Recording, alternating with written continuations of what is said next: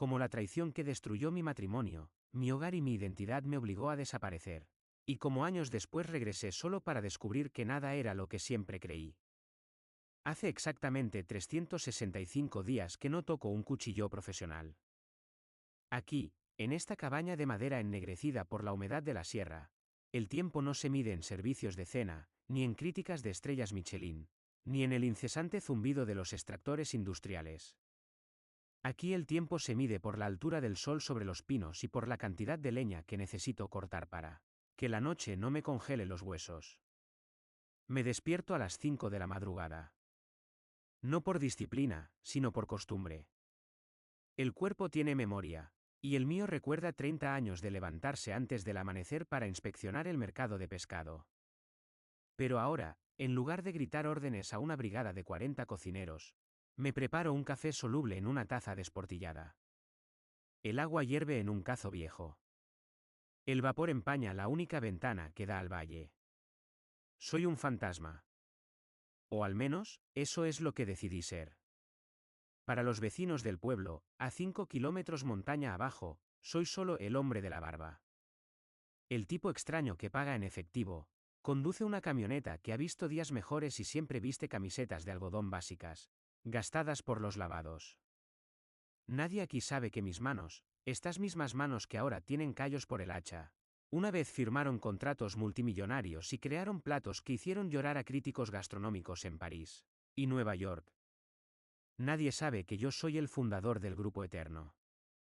Nadie sabe que soy el arquitecto de un imperio. Y prefiero que siga así.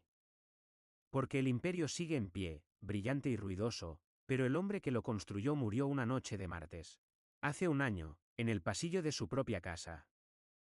La soledad, al principio, se sentía como un castigo. Ahora se siente como una limpieza. Pero hay mañanas, como hoy, donde el silencio es demasiado fuerte. Donde el frío del suelo de madera me recuerda al frío que sentí cuando la miré a los ojos y me di cuenta de que la mujer que dormía a mi lado se había convertido en una extraña mucho antes de que yo tuviera el valor de admitirlo. Elena.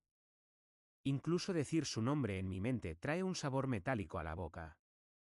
La conocí cuando ninguno de los dos tenía nada, salvo hambre. Hambre literal y hambre de mundo. Ella era la anfitriona en el primer bistró donde trabajé como jefe de partida. Tenía una risa que podía cortar la tensión de un servicio de sábado por la noche y unos ojos que veían oportunidades donde otros solo veían problemas. Nos enamoramos entre cajas de verduras y facturas impagadas. Fue un amor funcional, táctico y profundamente apasionado. Yo tenía el talento para los sabores, ella tenía el genio para los negocios. Yo creaba el arte, ella vendía la experiencia. Vamos a comernos el mundo, Julián, me susurró una noche, hace 20 años, mientras contábamos las propinas en la mesa de nuestra cocina diminuta. Tu cocina, y yo me encargaré de que nadie pueda ignorarte. Y cumplió. Dios sabe que cumplió. Los primeros 10 años fueron una vorágine dorada. Abrimos Origen, luego Marea, y finalmente Zenit, la joya de la corona. El dinero dejó de ser una preocupación para convertirse en una estadística. Nos mudamos de un apartamento alquilado a una casa diseñada por arquitectos de renombre. Compramos arte que no entendíamos y vinos que costaban más que el coche de mi padre. Pero en algún punto de esa ascensión vertiginosa, la altitud empezó a afectarnos de formas distintas. Yo quería mantener la esencia. Quería seguir manchándome el delantal, probar las salsas, conocer el nombre de los proveedores. ¿Elena? Elena se enamoró del reflejo que los espejos dorados le devolvían. El cambio no fue un estallido, fue una erosión. Lenta, silenciosa, invisible. Empezó con detalles pequeños. Pequeños alfileres clavados en nuestra rutina. No te pongas esa camiseta para la cena con los inversores, Julián, me decía, alisando su vestido de seda. Pareces uno de los lavaplatos. Tienes que proyectar éxito. El éxito está en el plato. Elena, le respondía yo, riendo, quitándole importancia. El éxito es imagen, replicaba ella, y ya no sonreía. Su mirada escaneaba mi ropa con una mezcla de decepción y fatiga. Dejamos de cocinar juntos en casa. Luego, dejamos de cenar juntos. Ella siempre tenía una gala, una reunión con la junta directiva, una inauguración. Yo me refugiaba en la cocina de Zenith, el único lugar donde todavía me sentía yo mismo, rodeado de mi equipo, mi verdadera familia. Mateo, mi jefe de cocina y protegido, era más hermano para mí que cualquiera de los socios con los que Elena llenaba nuestra sala de estar. Pero la distancia física pronto se convirtió en un abismo emocional. Recuerdo las noches en las que llegaba a casa y la encontraba despierta, con la luz azul del teléfono iluminando su rostro en la oscuridad. ¿Todo bien?, preguntaba yo, dejando las llaves en la entrada. ¿Trabajo? Problemas con la nueva sucursal, respondía ella sin levantar la vista. Su tono era seco, cortante.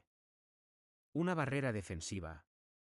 Yo me duchaba para quitarme el olor a ajo y romero, con la esperanza de que, al meterme en la cama, ella buscara mi calor. Pero su espalda siempre estaba vuelta hacia mí. Una pared de frialdad perfecta. Si intentaba tocarla, su cuerpo se tensaba, un rechazo físico instintivo que dolía más que cualquier insulto verbal. Estoy cansada, Julián. Por favor. Y yo, el idiota que racionaliza todo, la justificaba. Es el estrés, pensaba. Es la presión de mantener el imperio. Ella lleva la carga financiera, yo solo cocino. Debo ser más comprensivo. Me convertí en un experto en disculpar su ausencia. Me convencí de que el amor maduro era esto, dos socios gestionando una empresa, compartiendo techo, pero viviendo vidas paralelas. Ignoré las señales porque la verdad era demasiado aterradora para enfrentarla. Ignoré que ella había cambiado sus contraseñas. Ignoré que sus reuniones de negocios se extendían hasta las 3 de la mañana. Ignoré que, cuando me miraba, ya no veía a su marido, sino a un activo, a una marca que debía ser gestionada. Pero el cuerpo sabe lo que la mente niega. Empecé a tener ansiedad. Un nudo perpetuo en el estómago que ni el mejor cognac podía disolver. Me despertaba bañado en sudor, con la certeza de que había un intruso en mi vida, sin saber que el intruso dormía a mi lado.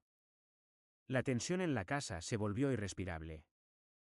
Ella se irritaba por mi simple presencia. Si yo entraba en una habitación, ella salía.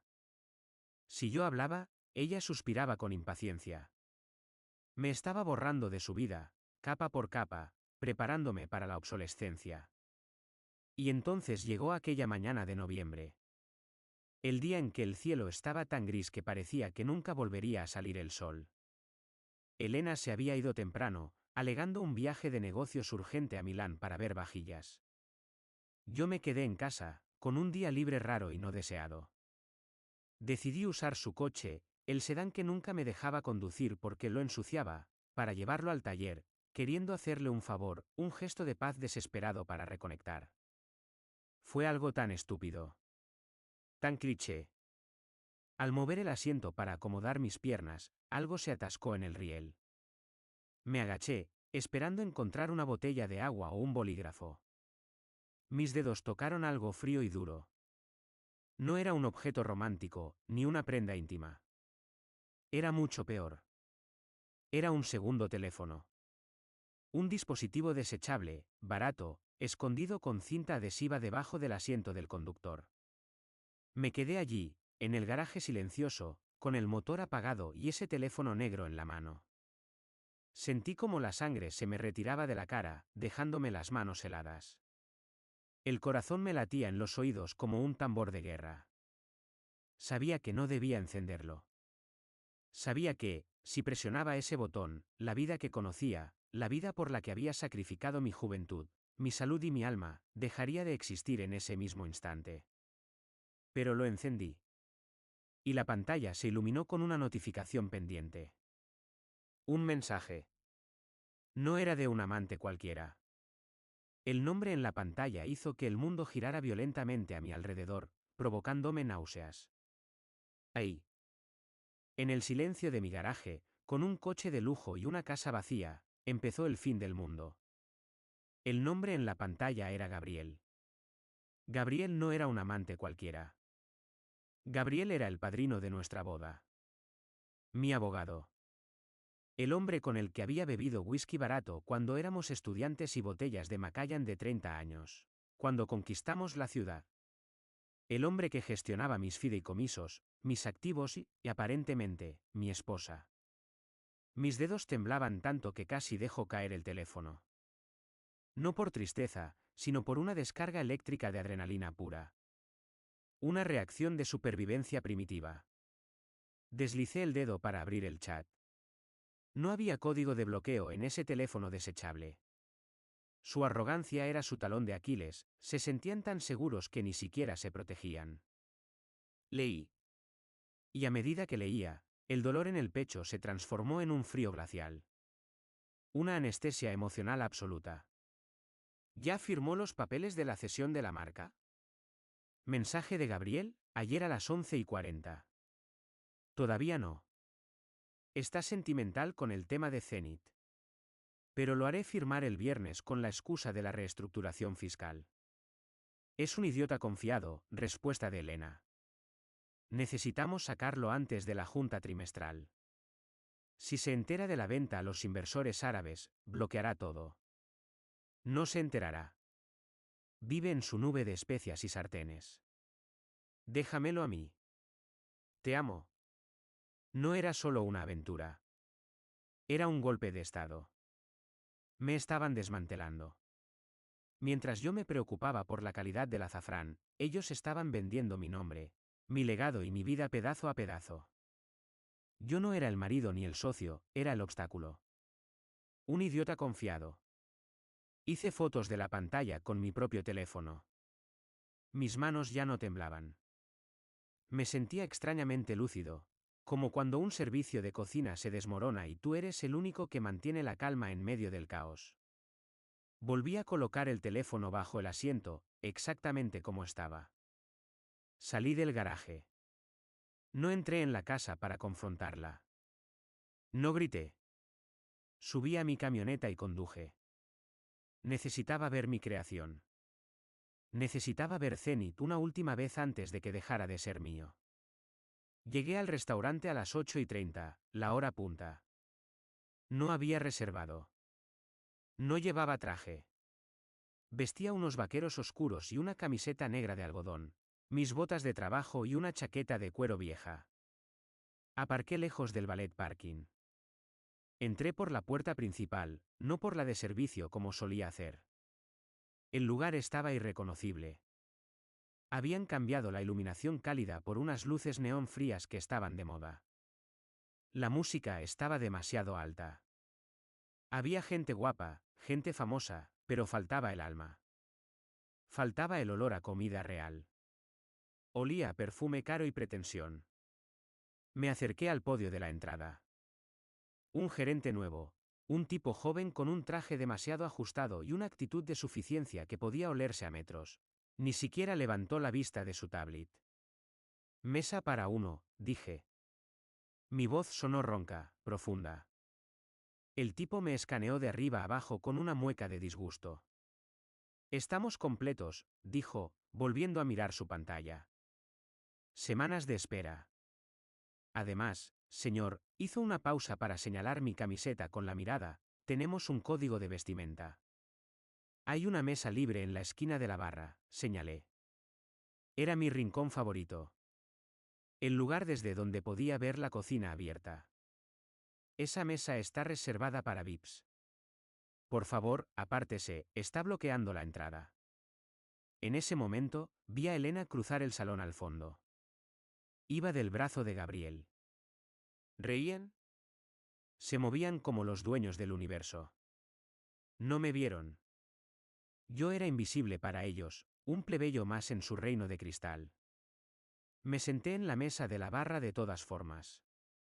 El gerente se puso rojo de ira. Se acercó a mí con pasos rápidos y agresivos, llevando una jarra de agua helada en la mano, probablemente para servir a alguien más. ¿Le he dicho que se largue?, siseó. Y entonces, sucedió. Quizás fue un accidente, quizás fue a propósito para humillarme y forzar mi salida. Al gesticular, el gerente volcó la jarra. El agua helada empapó mi camiseta y mis pantalones. El frío me caló hasta los huesos. Pero no me moví. Ni un centímetro. La gente alrededor se quedó callada. Oh, mire lo que ha hecho. Exclamó él, fingiendo indignación, pero con una sonrisa burlona en los ojos. Ahora sí tiene que irse. Necesito esta mesa seca y limpia inmediatamente. Llega la actriz Carla V en 5 minutos. Solo celebridades esta noche, amigo. Nada de plebeyos mojados en camisetas. ¿Seguridad?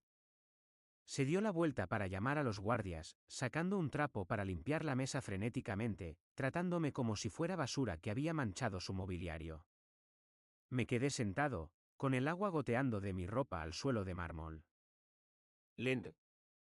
Muy lento. Saqué mi teléfono. El real. Busqué el chat grupal llamado Junta Directiva AN Inversores.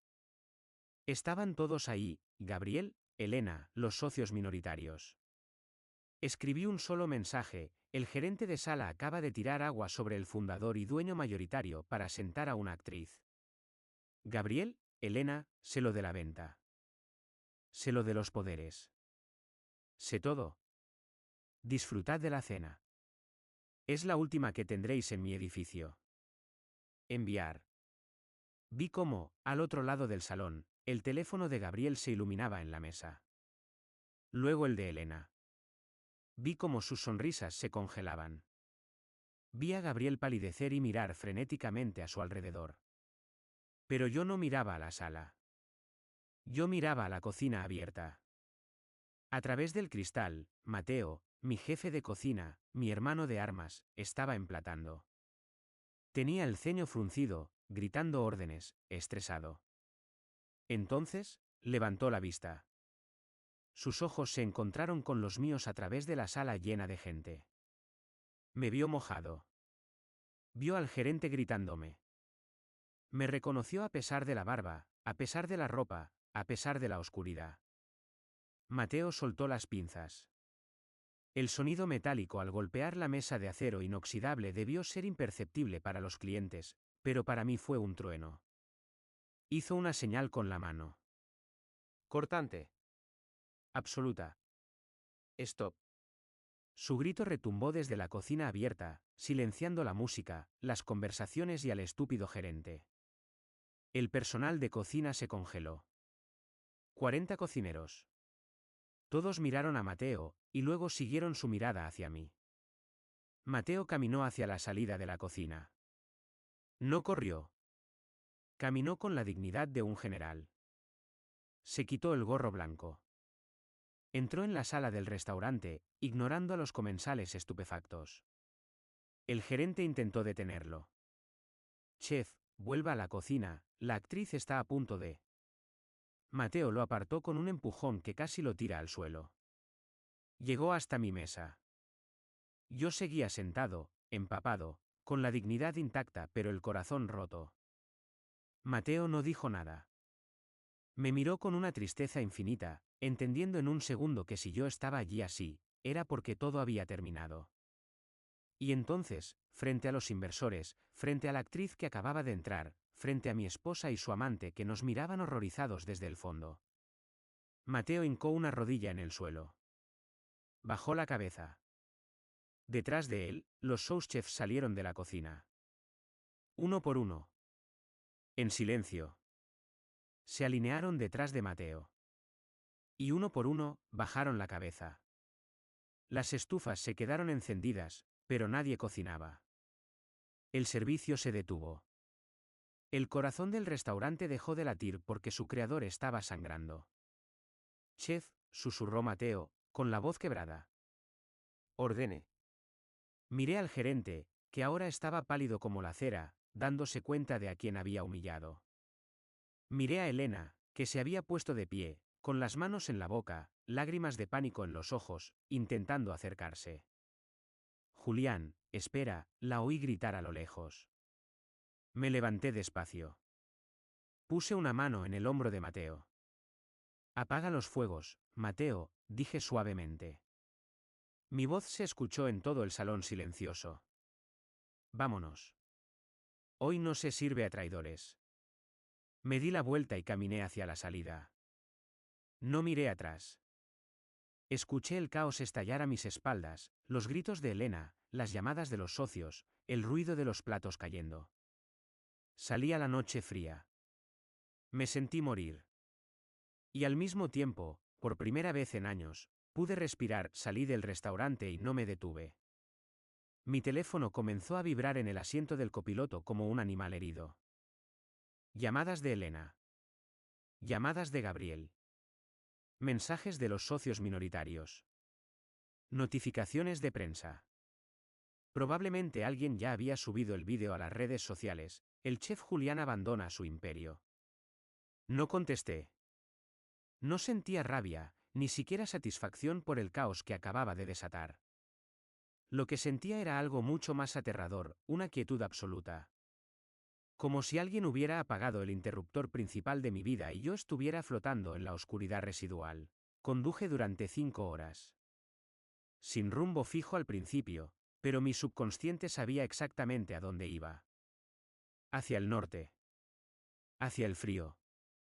Hacia la vieja cabaña de mi abuelo que llevaba cerrada 15 años. Perdida en una zona de la sierra donde el GPS pierde la señal y el ego pierde su importancia. A mitad de camino, me detuve en una gasolinera desierta.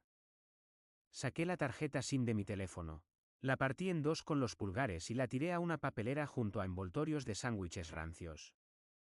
En ese momento, Julián, el chef visionario, el empresario del año, el marido de Elena, dejó de existir. Llegué a la cabaña al amanecer. Era una ruina gloriosa. El techo tenía goteras, el polvo cubría los muebles como una mortaja y el aire interior estaba más frío que el de fuera. No había electricidad. No había agua corriente caliente. Perfecto. Los primeros días no los recuerdo con claridad. Fueron una nebulosa de fiebre emocional. Me sentaba en el porche, envuelto en mantas viejas, mirando cómo la niebla se tragaba los picos de los árboles. No comía.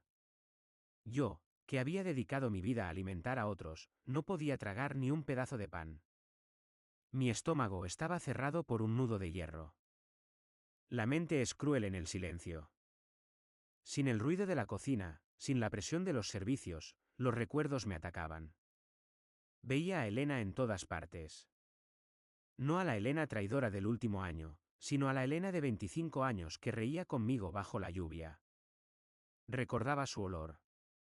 Recordaba la forma en que su mano encajaba en la mía. Y entonces, la imagen cambiaba bruscamente a su rostro pálido en el restaurante, a los mensajes de texto con Gabriel, a la frialdad calculada con la que planeaban venderme. Me dolía el cuerpo físicamente. Sentía calambres en el pecho, como si me estuvieran arrancando costillas. ¿Lloré? Sí. Un hombre de 45 años, solo en medio de la nada, aullando de dolor como un animal atrapado. Lloré por la traición, pero sobre todo lloré por el tiempo perdido. Por los años que les entregué. Por la versión de mí mismo que había permitido que esto sucediera. Pero el invierno en la montaña no tiene piedad con los deprimidos. Si no me movía, me congelaba. La supervivencia se convirtió en mi terapia. Tuve que aprender a cortar leña de nuevo. Mis manos, acostumbradas a la precisión quirúrgica de un cuchillo japonés fileteando atún, ahora tenían que aprender la fuerza bruta del hacha contra el roble. Me salieron ampollas. Sangraron. Se endurecieron. El dolor físico era un regalo. Silenciaba el ruido mental. Cuando tus músculos arden por cargar troncos y tus dedos están entumecidos por el agua helada del pozo, no tienes energía para pensar en abogados o divorcios. Poco a poco, una rutina se instaló. 5 de la madrugada, fuego. 6 de la mañana, café negro, fuerte, amargo. 7 de la mañana, trabajo físico. Reparar el tejado. Lijar el suelo. Desbrozar el camino. Dejé de cocinar alta cocina. Me alimentaba de guisos simples. Patatas, zanahorias, Un trozo de carne barata cocinada a fuego lento sobre la estufa de leña durante horas. Y descubrí algo que me hizo llorar de nuevo, pero esta vez de alivio. Esa comida simple me sabía mejor que cualquier plato de 100 euros que hubiera servido en Zenit. Sabía a verdad. Pasaron 3 meses. Mi barba creció, salvaje y gris. Perdí 10 kilos. Mi piel se curtió por el viento. Los lugareños del pueblo de abajo empezaron a saludarme con un movimiento de cabeza cuando bajaba a comprar provisiones. No me preguntaban quién era. Para ellos, solo era un hombre que intentaba arreglar una casa vieja. Un día, encontré un viejo taller de carpintería en el cobertizo. Comencé a trabajar la madera. No buscaba perfección, buscaba utilidad. Hice una mesa. Luego una silla. El olor a virutas de pino y barniz reemplazó al olor a trufa y reducción de vino en mi memoria olfativa. Me estaba curando. La herida seguía ahí, por supuesto. Era una cicatriz queloide, dura y sensible al tacto, pero ya no sangraba. Había aceptado que mi imperio había caído. Había instruido a un bufete de abogados agresivo en la ciudad, a través de un teléfono fijo en el pueblo, para que gestionara el divorcio y la venta de mis acciones. Denzel es todo, le dije a mi abogado cuando me preguntó por las condiciones. Que se queden con la marca, con las casas, con el dinero. Solo quiero que firmen que nunca, bajo ninguna circunstancia, pueden contactarme. Quiero mi libertad. El precio es barato. Pero Julián, son millones, protestó el abogado. No son millones. Son cadenas. Córtalas. Pensé que eso sería el final. Pensé que el silencio que había conseguido comprar con mi fortuna perdida sería eterno. Me equivoqué. Fue una tarde de martes, casi un año después de mi huida. El aire era fresco, anunciando la llegada de la primavera. Estaba fuera, lijando el marco de la entrada, cubierto de serrín, con una camiseta vieja y pantalones de trabajo manchados de grasa. El sonido rompió la paz del valle. No era el motor diésel de la camioneta del vecino, ni el tractor del granjero local. Era un motor fino, potente, tecnológico. Un sonido que no escuchaba desde hacía una vida.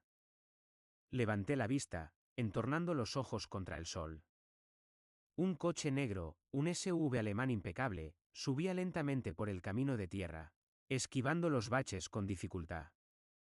El barro salpicaba su carrocería brillante, una intrusión obscena de la ciudad en mi santuario. El corazón me dio un vuelco. No de miedo, sino de una pesadez antigua. El pasado no respeta fronteras. El pasado tiene GPS. El coche se detuvo frente a la cabaña. El motor se apagó y el silencio regresó, pero ahora estaba cargado de electricidad estática. Me quedé quieto, con la lija en la mano. No iba a correr. No iba a esconderme. Esta era mi casa ahora. Mi terreno. La puerta del conductor se abrió. Bajó una mujer. No era Elena. Era una mujer joven, vestida con un traje de oficina impecable que desentonaba ridículamente con el entorno salvaje. Tacones en la hierba. Llevaba una carpeta gruesa bajo el brazo. Parecía nerviosa. Miró la cabaña destartalada, luego me miró a mí, al hombre barbudo y sucio del porche, y dudó. Pero entonces, la puerta del copiloto se abrió. Y ahí estaba ella. Elena. Pero no era la Elena triunfante del restaurante. Estaba delgada, casi demacrada. Llevaba ropa cara, sí, pero parecía que le quedaba grande. No había maquillaje cubriendo sus ojeras. Su cabello, siempre perfecto, estaba recogido en una coleta descuidada. Se bajó del coche con movimientos lentos, como si le doliera el cuerpo. Se apoyó en la puerta un segundo, buscando aire. Nuestras miradas se cruzaron. 30 metros de distancia y un abismo de traición entre nosotros. Ella dio un paso hacia adelante, hundiendo sus zapatos de diseño en el barro. No le importó. Julián, dijo. Su voz era un susurro que el viento trajo hasta mí. No sonaba imperiosa. Sonaba rota. La asistente se quedó atrás, junto al coche. Elena caminó sola hacia el porche. Se detuvo al pie de las escaleras. Me miró las manos, las botas, la barba. Vi cómo sus ojos se llenaban de lágrimas, no de tristeza, sino de reconocimiento. Estaba viendo al hombre que yo era antes del dinero, pero endurecido por el fuego. Te he buscado durante 8 meses, dijo. Le temblaba la barbilla. Yo no bajé las escaleras. La miré desde arriba, con la calma de quien ya no tiene nada que perder. Te dije que no quería ser encontrado, respondí. Mi voz sonaba extraña, desacostumbrada a hablar con alguien de mi pasado. Era más grave, más lenta. Lo sé. Firmé los papeles. Tienes tu libertad, se pasó una mano por el brazo, un gesto de autoprotección. Pero tenía que venir. Gabriel. Se le quebró la voz al decir el nombre. Tomó aire y me miró directamente a los ojos. Con una intensidad desesperada. Gabriel arruinó todo, Julián. Zenit está cerrado. El grupo está en bancarrota. Nos están investigando por fraude fiscal. No sentí nada. Ni alegría, ni pena. Solo el viento moviendo las hojas. Eso suena a un problema tuyo, Elena, dije, y me di la vuelta para volver a entrar en la cabaña. Espera, gritó ella. Subió el primer escalón, desesperada. No he venido por dinero. No queda nada. He venido porque. Se detuvo. Me giré despacio. Ella metió la mano en su bolso y sacó un sobre arrugado, viejo. Lo reconocí al instante. Era una carta que yo le escribí hace 20 años, cuando abrimos el primer restaurante. He venido porque necesito decirte la verdad, dijo, llorando abiertamente ahora. La verdad que no estaba en los mensajes de ese teléfono. La verdad de por qué lo hice. Y después de eso, si quieres que me vaya y me muera en una zanja, lo haré. Pero tienes que escucharme. Por lo que fuimos. Me quedé mirando el sobre en su mano. El papel estaba amarillo. El silencio de la montaña se hizo denso. Podía cerrarle la puerta. Podía echarla. Tenía el derecho. Pero vi algo en sus ojos que no había visto en años. No vi a la socia, ni a la traidora. Vi a la mujer asustada que una vez amé. Suspiré, y el vaho salió de mi boca. Entra, dije seco. El café está recién hecho. Pero quítate esos zapatos, acabo de limpiar el suelo. Ella asintió, sollozando, y comenzó a desabrocharse los tacones con manos temblorosas. El juicio final había llegado a mi cabaña. Elena se quitó los caros zapatos de cuero, dejándolos en el porche, y entró en la cabaña. El interior, iluminado por la luz anaranjada del fuego de la estufa de leña, la envolvió. Se sentó en el banco de madera que yo había construido, que era duro e incómodo, pero honesto. Yo le serví café en la misma taza desportillada. No sé por dónde empezar, dijo, sosteniendo la taza con ambas manos, intentando absorber algo de mi calor. Por el principio, respondí, apoyándome contra el marco de la puerta. Mi posición no era agresiva, sino distante. Yo era el juez, ella era el testigo. Ella asintió, mirando la llama, y comenzó a hablar con una voz baja y uniforme, como si estuviera leyendo una declaración.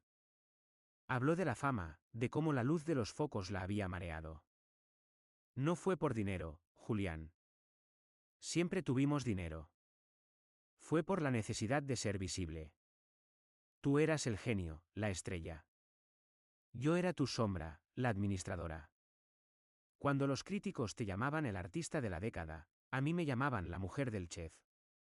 Yo había creado toda la estructura, la marca, la fachada, pero cuando la gente me miraba, solo veían tu reflejo. Elena respiró hondo, y las lágrimas que caían ya no eran de pánico, sino de agotamiento. Gabriel me ofreció ser la mitad. Él validó mi ambición. Él me dijo que tú eras un ancla, que tu obsesión por la cocina pura y el rechazo a la expansión rápida nos estaba frenando.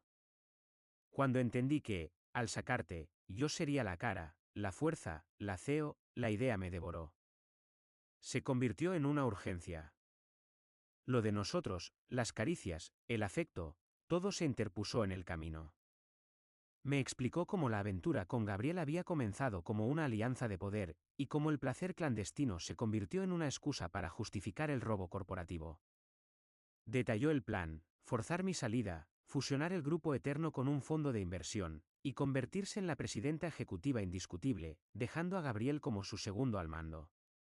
Pero no funcionó, admitió con voz hueca. En cuanto te fuiste, se llevaron tu talento. La gente iba a Zenith por tu alma en el plato, no por el mármol que yo elegí. Mateo se fue 2 meses después de tu salida, llevándose a la mitad del equipo leal. Gabriel, sin tu mano dura, era incompetente. Comenzaron los fraudes, las malas inversiones. Quise detenerlo, pero ya estaba atrapada. Me casé con el poder y me dejó en la bancarrota. Habló durante 20 minutos. Yo escuché sin interrumpir. No era la verdad que uno espera en las películas, llena de diálogos explosivos y revelaciones impactantes. Era una verdad gris, mugrienta. Basada en la inseguridad y la ambición mal dirigida. Cuando terminó, se hizo un silencio tan espeso que solo se oía el crepitar de la leña. ¿Por qué me lo dices ahora, Elena? Pregunté finalmente. Mi voz era monótona, despojada de cualquier emoción. Porque necesito que lo sepas. Porque necesito tu perdón para poder dormir. Arruiné nuestra vida, Julián. Pero lo peor es que arruiné la tuya. Me acerqué a la estufa y miré el humo que subía por la chimenea. No arruinaste mi vida, Elena. La cambiaste. De la forma más violenta posible. Me giré para mirarla. La vi. De verdad la vi, por primera vez en años. La vi rota, humillada y sola. Pero lo que sentí no fue venganza. Fue lástima. Una lástima fría y distante, como la que se siente por un personaje de una novela que ya has terminado de leer. El Julián al que le pides perdón no existe. Murió esa noche en tu coche. Murió cuando me dijiste que mi camiseta era demasiado barata para tu mesa. Murió cuando mi propio gerente me humilló en mi propia sala, y tú no hiciste nada. Elena bajó la cabeza, sollozando sin ruido. Yo no quería esto. Dame una señal. Podemos empezar de nuevo. Aquí. Olvidar todo. Yo sonreí. Una sonrisa diminuta, triste, pero firme. ¿Empezar de nuevo? Yo ya empecé de nuevo, Elena. Cuando me fui en silencio, elegí mi camino. Yo elegí la soledad, el aire puro, el trabajo manual. Elegí esta cabaña que huele a pino en lugar de Zenith que huele a Chanel y mentiras. Lo que tú me pides no es un nuevo comienzo. Es que te perdone para que puedas volver a encadenarme a tu drama. Me acerqué al banco, pero no para tocarla. Solo para recoger el sobre amarillento que había dejado sobre la mesa. La carta de hace 20 años. Esta carta habla de 2 jóvenes que soñaban con crear algo hermoso con las manos. Lo conseguimos. Y luego, tú decidiste que el envoltorio era más importante que el contenido. Le devolví el sobre. Ella lo tomó con dedos temblorosos. Mi vida ahora es mía, Elena. Ya no es una contingencia de la tuya. No hay cenizas que quemar, solo madera nueva. Ella entendió. Él no era final. No era negociable. Era el silencio. Se levantó con dificultad. Caminó hacia la puerta y se puso los zapatos. Su asistente se acercó al coche, abriendo la puerta. Antes de subir, Elena se giró y me miró por última vez. Espero que seas feliz, Julián. De verdad. Estoy en paz, corregí. La felicidad es algo ruidoso. La paz es silenciosa. Ella asintió, su rostro una máscara de dolor y aceptación, y entró en el coche. El SV negro, ese símbolo de la vida que me había destrozado, tardó 10 minutos en descender por el camino de tierra. Lo observé hasta que desapareció, dejando solo el rastro de barro y el sonido distante del motor. Y entonces, el silencio volvió. Un silencio total. Caminé de vuelta al porche. Me puse la vieja chaqueta de trabajo. Tomé la lija y volví al marco de la puerta. Continué lijando, lenta y metódicamente, quitando las últimas capas de pintura vieja, preparando la madera para el barniz. Ya no era el chef humillado. Ya no era el marido traicionado. Era solo el hombre de la barba, lijando su propia casa, construyendo su propia paz. El sol se puso detrás de los pinos. El aire se volvió frío y el olor a tierra mojada y virutas de madera llenó el aire. Encendí la linterna y seguí trabajando un rato más, hasta que mis manos se entumecieron por el frío. Me senté en el porche, con la taza de café vacío. Miré las estrellas, tan claras y abundantes que parecían polvo de diamante arrojado sobre el terciopelo negro. Y entre el silencio brutal y honesto de la montaña, por primera vez en un año, en una vida, comprendí de verdad. Por fin, estaba en casa.